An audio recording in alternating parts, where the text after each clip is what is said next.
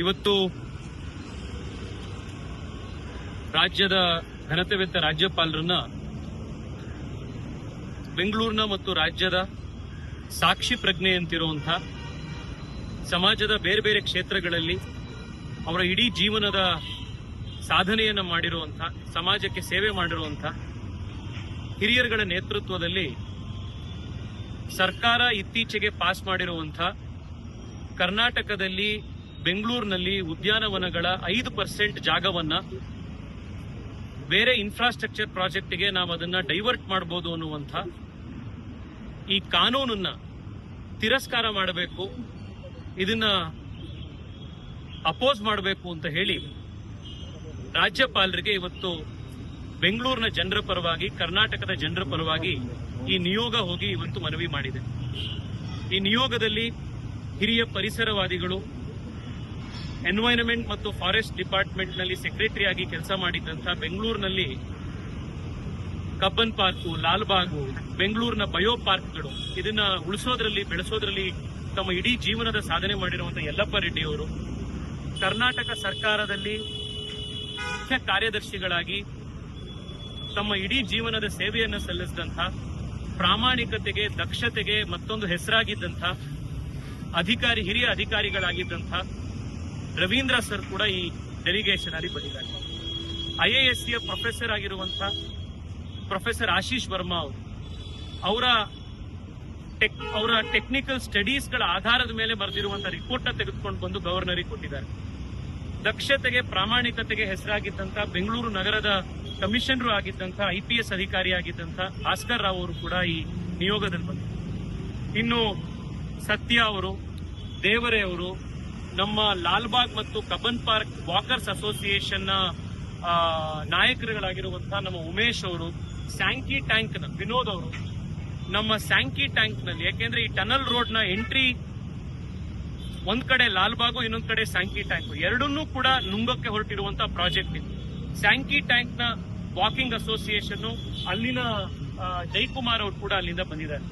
ಇನ್ನು ಬಹಳಷ್ಟು ಜನ ಹಿರಿಯರು ಗವರ್ನರ್ನ ಮೀಟ್ ಮಾಡಿ ನಾವಿವತ್ತು ಮನವಿ ಮಾಡಿದ್ದೀವಿ. ಮುಖ್ಯವಾಗಿ ಇದರಲ್ಲಿ 3 ವಿಷಯ. ಮೊದಲನೇದು, ರಾಜ್ಯ ಸರ್ಕಾರ ರಿಯಲ್ ಎಸ್ಟೇಟ್ ಮಾಡಬೇಕು ಅನ್ನುವಂಥ ಏಕೈಕ ಉದ್ದೇಶದಿಂದ ಬೆಂಗಳೂರಿನ, ಕರ್ನಾಟಕದ ಉದ್ಯಾನವನಗಳ ಮೇಲೆ ಕಣ್ಬಿಟ್ಟಿದೆ. 5% ಅಂತಂದ್ರೆ ಲಾಲ್ಬಾಗ್ನ 12 ರಿಂದ 14 ಎಕರೆ ಬೆಂಗಳೂರಿನ ಗಾರ್ಡನ್ ಸಿಟಿ ಅಂತ ಕರೀತಾ ಇದ್ದೀವಿ. ಈ ಗಾರ್ಡನ್ ಸಿಟಿ ಬೆಂಗಳೂರಿನ ಗಾರ್ಡನ್ಗಳ ಮೇಲೆ, ಬೆಂಗಳೂರಿನ ಪಾರ್ಕ್ಗಳ ಮೇಲೆ ಸರ್ಕಾರ ಇವತ್ತು ಯುದ್ಧ ಸಾರಿದೆ. ಈ ಟನಲ್ ರೋಡ್ ನ ಮಾಡಬೇಕು ಅನ್ನುವಂಥ ಏಕೈಕ ಉದ್ದೇಶದಿಂದ ಈ ಕಾನೂನನ್ನ ಇವತ್ತು ಸರ್ಕಾರ ಯಾವುದೇ ಚರ್ಚೆ ಇಲ್ಲದಲೆ ಹೇಳಿಗಳಂತೆ ಸರ್ಕಾರ ಇದನ್ನ ಇವತ್ತು ಪಾಸ್ ಮಾಡಿದೆ. ಎರಡನೇದು, ಕಳೆದ 1 ವರ್ಷದಿಂದ ಪ್ರತಿ ಭಾನುವಾರ ಲಾಲ್ಬಾಗ್ನಲ್ಲಿ ಜನ ಈ ಟನಲ್ ರೋಡ್ ಬೇಡ, ಟನಲ್ ರೋಡ್ ನಿಂದಾಗಿ ಲಾಲ್ಬಾಗಿಗೆ ಇರ್ರಿವರ್ಸಿಬಲ್ ಡ್ಯಾಮೇಜ್ ಆಗತ್ತೆ, ಬೆಂಗಳೂರಿಗೆ ಇದರಿಂದ ಯಾವುದೇ ರೀತಿ ಉಪಯೋಗ ಇಲ್ಲ ಅಂತ ಹೇಳಿ ಜನ ಪ್ರತಿ ವಾರ ಹೋರಾಟ ಮಾಡ್ತಿದ್ರು ಕೂಡ ಸರ್ಕಾರ ದುರಹಂಕಾರದಿಂದ ನಾವು ಮಾಡೇ ಮಾಡ್ತೀವಿ, ಇದನ್ನ ಜನ ವಿರೋಧ ಆದ್ರೂ ಮಾಡೇ ಮಾಡ್ತೀವಿ ಅಂತ ಹೊರಟಿದೆ. ಇದರಲ್ಲಿ ಸರ್ಕಾರಕ್ಕೆ ಏನ್ ಇಂಟ್ರೆಸ್ಟ್ ಇದೆ ಅನ್ನುವಂಥದ್ದನ್ನ ಬಾಯಿ ಬಿಟ್ಟು ಹೇಳೋ ಅವಶ್ಯಕತೆ ಇಲ್ಲ. ಸಾವಿರಾರು ಕೋಟಿ ರೂಪಾಯಿ ಯೋಜನೆ ಇದೆ. 2028 ಎಲೆಕ್ಷನ್ಗೆ ಬೇಕಾಗೋದಿಕ್ಕೆ ಫಂಡ್ ಕಲೆಕ್ಷನ್ ಮಾಡ್ಲಿಕ್ಕೆ ಹೊರಟಿರುವಂತ ಯೋಜನೆ ಇದೆ. ಮೂರನೇದು, ಇದು ಭ್ರಷ್ಟಾಚಾರದ ಕೂಸಿದೆ. ಬೆಂಗಳೂರಿನಲ್ಲಿ ಇವತ್ತು ಜನಕ್ಕೆ ಉಸಿರಾಡೋದಕ್ಕೆ ಇರುವಂತ ಒಂದು ಸಣ್ಣ ಪುಟ್ಟ ಜಾಗ ಉಳಿದಿರೋದೇನೆ ಲಾಲ್ಬಾಗು, ಕಬ್ಬನ್ ಪಾರ್ಕು, ಇನ್ನೊಂದು 4-5 ಪಾರ್ಕ್. ಇವ್ರ ಯೋಗ್ಯತೆಗೆ ಹೊಸ ಪಾರ್ಕ್ ಮಾಡ್ಲಿಕ್ಕೆ, ಇನ್ನೊಂದು ಜಾಗ ಮಾಡ್ಲಿಕ್ಕೆ, ಒಂದು ಇರುವಂತ ಹಸಿರು ಜಾಗನ ಉಳಿಸ್ಲಿಕ್ಕೆ ಆಗ್ದಲೇ ಇದ್ರೆ, ಯಾರೋ ಪುಣ್ಯಾತ್ಮರುಗಳು ಹಿಂದೆ ಮಾಡಿರೋದನ್ನ ಹಾಳು ಮಾಡುವಂತದ್ದಂತೂ ಇವರು ಮಾಡ್ದಲೇ ಇದ್ರೆ ಸಾಕಾಗಿ. ಯಲ್ಲಪ್ಪ ರೆಡ್ಡಿ ಅವರಿಗೆ ಮಾತನಾಡ್ತಾ ನಮಗೆ ಹೇಳೋದು, ಸರ್ಕಾರಕ್ಕೆ ಇದರಿಂದ ಎಷ್ಟು 1000 ಕೋಟಿ ರೂಪಾಯಿ ವಾಪಸ್ಸು ಲಂಚ ಸಿಗತ್ತೆ ನಿಮ್ಗೆ ಅಂತ ನೀವು ನಮಗೆ ನಂಬರ್ ಹೇಳ್ಬಿಡಿ.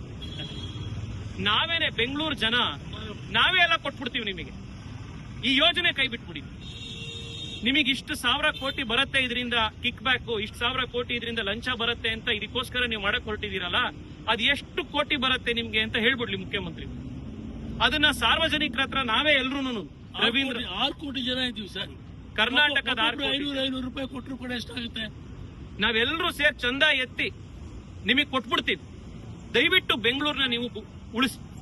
ನಮ್ಮ ಲಾಲ್ಬಾಗನ್ನ, ಕಬ್ಬನ್ ಪಾರ್ಕ್ ಅನ್ನ ನಿಮಗೆ ರಿಯಲ್ ಎಸ್ಟೇಟ್ ಮಾಡಕ್ಕೆ ಇನ್ನೂ ಸಾವಿರಾರು ಜಾಗಗಳಿವೆ.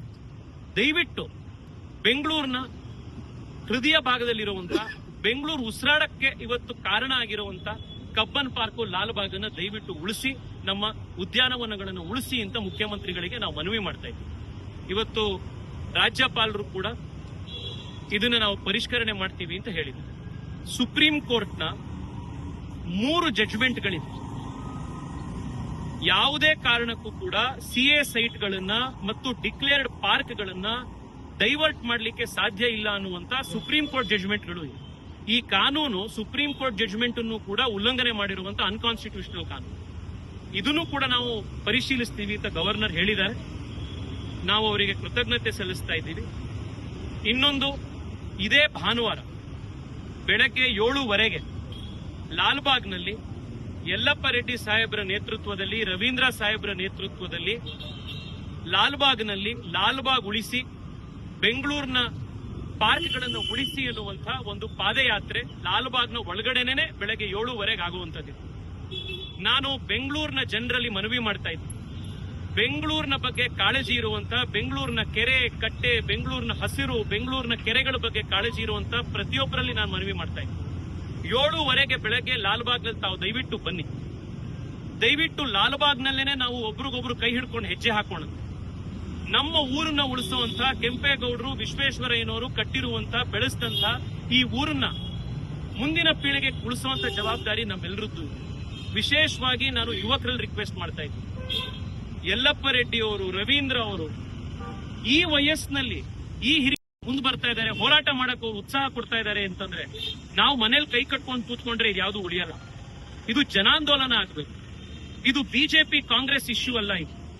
ಇದು ಬೆಂಗಳೂರಿನ ಸಮಸ್ತ ಕನ್ನಡಿಗರ ಇಶ್ಯೂ. ಇದು 6 ಕೋಟಿ ಕನ್ನಡಿಗರ ಇಶ್ಯೂ. ನಾನು ಕರ್ನಾಟಕದ ಎಲ್ಲ ಶಾಸಕರಲ್ಲೂ ಕೇಳ್ತಾ ಇದ್ದೀನಿ, ಬಿಜೆಪಿ, ಕಾಂಗ್ರೆಸ್, ಜೆಡಿಎಸ್ ಮರ್ತು ನಾನು ಕೇಳ್ತಾ ಇದ್ದೀನಿ, ನಿಮ್ಮ ಊರಲ್ಲಿರುವಂತಹ ಪಾರ್ಕ್ದು ಜಮೀನು ಈ ಕಾನೂನಿನಿಂದಾಗಿ ನಾಳೆ ಕಸಿದುಕೊಳ್ಬಹುದು. ನಾಳೆ ನಮಗೆ ಉಸಿರಾಡಕ್ ಜಾಗ ಇರಲ್ಲ, ಕುಡಿಯಕ್ ನೀರಿರಲ್ಲ. ಬೆಂಗಳೂರಿನಲ್ಲಿ ಇವತ್ತು 1500, 1800 ಅಡಿ ಹೋದ್ರೂ ಕೂಡ ಇವತ್ತು ಬೋರ್ವೆಲ್ ಸಿಗ್ತಾ ಇಲ್ಲ. ಇಂಥ ಸ್ಥಿತಿಗೆ ನಾವಿವತ್ತು ಬೆಂಗಳೂರಿನ ದುಡ್ತಾ ಇದೀವಿ. ಇದ್ರ ಮಧ್ಯದಲ್ಲೂ ರಿಯಲ್ ಎಸ್ಟೇಟ್ ಆಸೆಗೋಸ್ಕರ ಇರೋ ಲಾಲ್ಬಾಗು, ಕಬ್ಬನ್ ಪಾರ್ಕ್ 5% ತಗೋತೀವಿ, 10% ತಗೋತೀವಿ, 5 ಎಕರೆ 10 ಎಕರೆ ತಗೊಳ್ತೀವಿ ಅಂತಂದ್ರೆ ನಾಳೆ ಏನು ಉಳಿಯುತ್ತೆ? ದಯವಿಟ್ಟು ಎಲ್ಲರೂ ಕೂಡ ಈ ಜನಾಂದೋಲನಕ್ಕೆ ಭಾಗಿಯಾಗಬೇಕು, ನಿಮ್ ಜೊತೆಗಿರಬೇಕು ಅಂತ ಮನವಿ ಮಾಡ್ತಾ ಇದ್ದೀನಿ. ಕಡೆಯದಾಗ ನಾನು ಮುಖ್ಯಮಂತ್ರಿಗಳಿಗೆ ಹೇಳ್ತಾ ಇದ್ದೀನಿ, ಇದು ರಾಜಕೀಯ ಅಲ್ಲ, ಇದು ಜನರ ಇಶ್ಯೂ. ಅದಕ್ಕೋಸ್ಕರ ನಾವೆಲ್ಲರೂ ಮುಂದೆ ಬಂದಿದ್ದು, ಬೆಂಗಳೂರಿನ ಇಶ್ಯೂ ಅದಕ್ಕೋಸ್ಕರ ಮುಂದೆ ಬಂದಿದ್ದು. ಈ ಉದ್ದಟತನವನ್ನ, ದುರಹಂಕಾರವನ್ನ ನಿಲ್ಲಿಸಲಿಕ್ಕೆ ಜನಾಂದೋಲನವನ್ನು ರೂಪಿಸ್ತೀವಿ. ಬೆಂಗಳೂರಿನ ಪ್ರತಿ ಗಲ್ಲಿಯಲ್ಲೂ ಕೂಡ ಜನ ಎದ್ದು ನಿಂತು ನಿಮ್ಮ ಸರ್ಕಾರದ ವಿರುದ್ಧ ಧ್ವನಿ ಎತ್ತುತ್ತಾರೆ, ಬೆಂಗಳೂರಿನ ಪರಿಸರವನ್ನ ಕಾಪಾಡ್ತಾರೆ. ಆ ಜನಾಂದೋಲನವನ್ನ ನಾವು ಮಾಡ್ತೀವಿ ಅಂತ ಹೇಳಿ ಮುಖ್ಯಮಂತ್ರಿಗಳಿಗೆ ಎಚ್ಚರಿಕೆಯನ್ನು ಈ ಸಂದರ್ಭದಲ್ಲಿ ಕೊಡ್ತಾ ಇದ್ದೀವಿ.